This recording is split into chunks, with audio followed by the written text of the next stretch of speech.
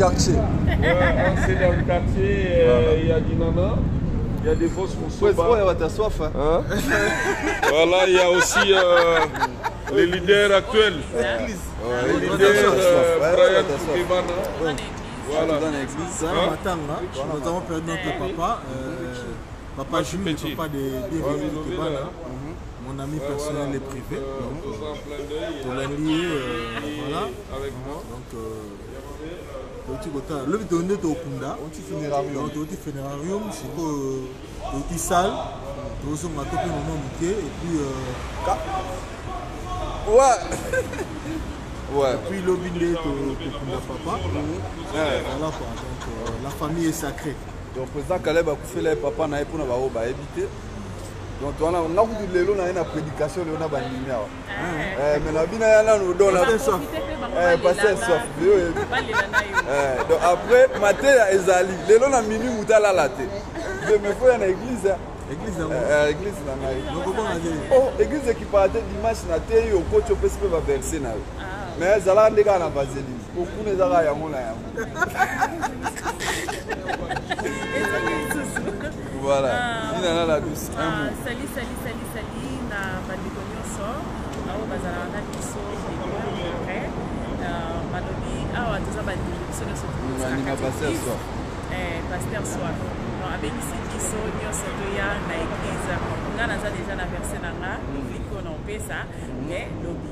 Balobi réunion ezaki lelo.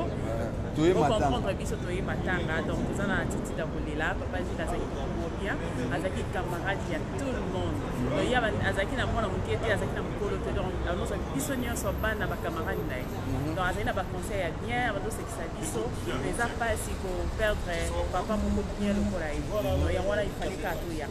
Vraiment. Donc on reconnaît les vrais amis dans le douleur, n'a pas problème, voyons toujours assister président. Vous avez vu là Paris, dit nana outi kin. Donc on est la papa Gilles. Donc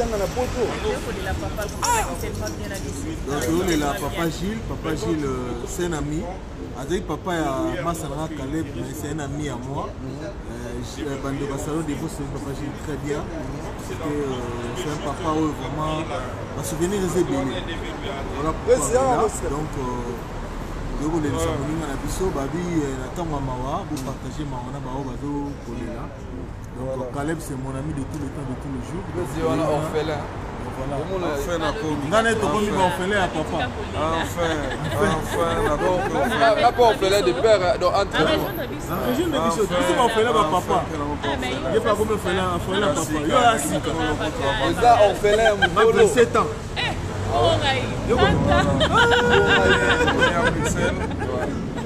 J'ai fait mon enfance, j'ai vu ma fille bien-aimée, Dinana la douce. Ouais, et puis mon ami de tous les jours, de tous les temps, des fausses Moussoba. Mais Balobi, non, l'auté à l'eau. Donc, on a un papa et puis on va verser. On va toquer le coup d'appel. Et puis on va verser. On va verser, on a dit. Je suis content de voir vraiment en ce moment, il y a un spectacle. On a sauté l'enterrement parce qu'il y a déjà un spectacle qui a signé un contrat. Si à Zoa Kimbongo, avec Sika Papa, nous avons tout avant la fona monana. Parce que nous avons l'unité vu qu'il y a déjà un contrat signé. Dans sa ville. Alors, nous avons dit Nana m'a foutu billet expressement. Avec la papa na Mouyombe. Je vous dis, nous avons fait pour la vie.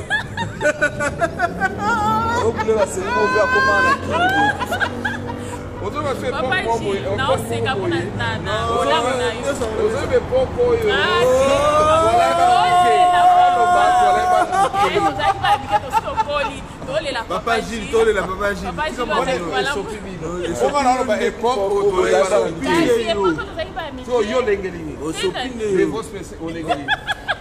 Papa, vieux Gilles Massanangati. Kasi si quoi quand la bique?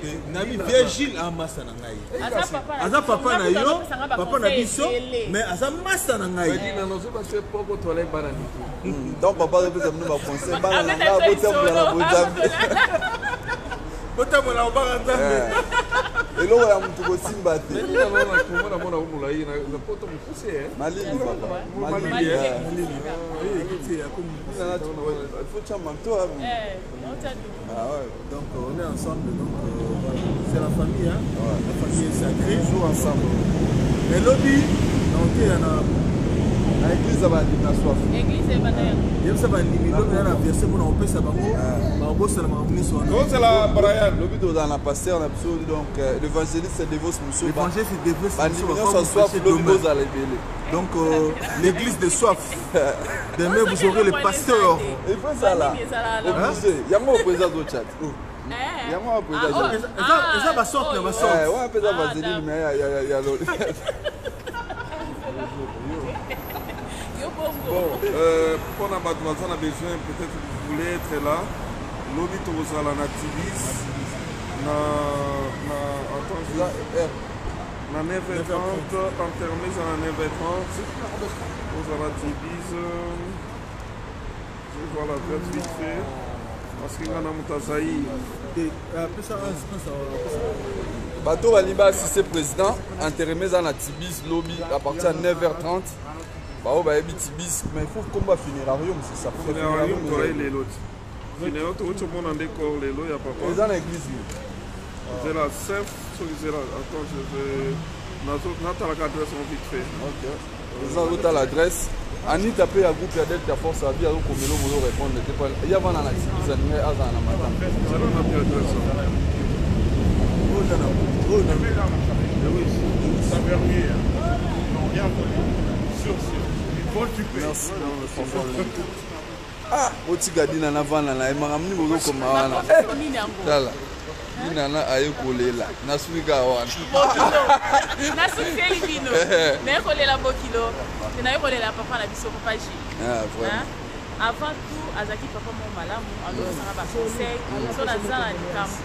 So na bengi apesinga conseil, puis on doit bananga mabodele na kiyombe. Donc likambo na yebi. Oui, leki na ngai. Donc c'est notre papa. Notre papa na biso même tafu. Donc merci beaucoup leki na ngai. Merci. C'est mon frère, hein, c'est mon grand frère. Je l'aime beaucoup. Ça c'est notre maman, maman Dimbi. Oui, mère Nabiswa. Maman Ewa. Ah.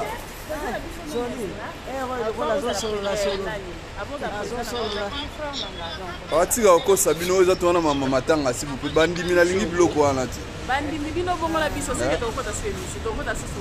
Otika vous versez pas pas bandi mabi. Verser hein. Bandimi yo bandi bo verser hein. Vraiment. Bon dossier. Bon dossier. Président doit nous avoir adresse hein. Adresse. Président doit nous avoir adresse à matin. On a hôtel les appels. Hôtel place. Ah bah ah si. Ah donc OK ma couloir. Président peut son adresse. Adresse c'est ça na Tibis lobby les services funéraires et dans l'église protestante évangélique de Tibis. Rue des Forges 148. Donc 148 rue des Forges na Tibis. Donc on a déjà parti à 9h. Donc l'église protestante évangélique de Tibis. Donc on a 9h, 9h30 et puis toqué enterrement et après. Ok, on est ensemble. Merci beaucoup. Si, avant midi. Bon, on vous aime beaucoup. Je peux se donc voilà. Il y a un babi très important. Dites amen. Dites amen. Amen. Amen. Amen.